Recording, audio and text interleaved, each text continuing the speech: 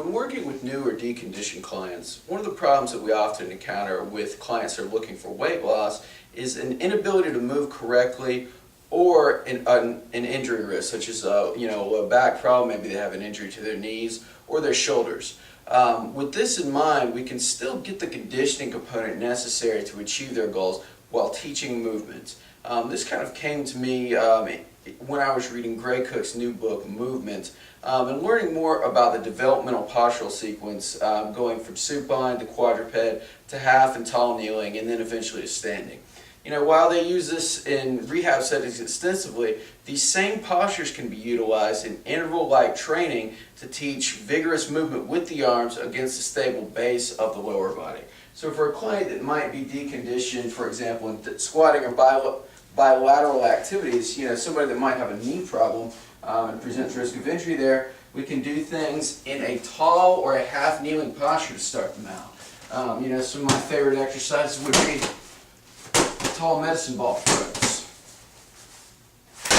medicine ball slams, medicine ball overhead tosses, maybe to a partner, or even chops across the body.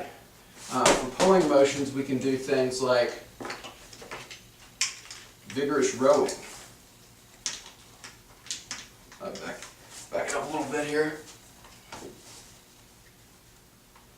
Skiers with the arms. Really anything that develops vigorous momentum while maintaining this tall posture. At the same time, you want to cue the client to be as tall as possible, maintain this position, to keep the abs tight, really, and let them kind of produce their own motion and allow them to learn this movement.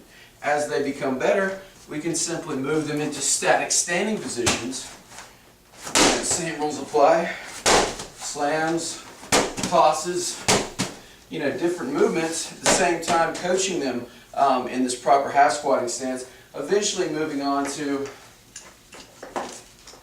assisted movements. I like to use my Cook band. We can do things, once again, like a squat and throw, various arm movements, maybe some movements with the legs at that point, until we rehab the movement or we teach them to move correctly in a bilateral squat or in a split squat. We can do the same thing in a half kneeling stance, moving up to split stance, finally going to an assisted split squat, finally moving into combination movements where we're integrating the upper and the lower body together, either in split stance or in bilateral stance. But the point being is that we're teaching movement, we're getting that conditioning component necessary by teaching movement of the arms against a stable base. Remember to cue the client to stay as tall as possible, shut down the movement if form starts to get sloppy, and that can be thrown into an interval circuit along with other movements of unaffected extremities.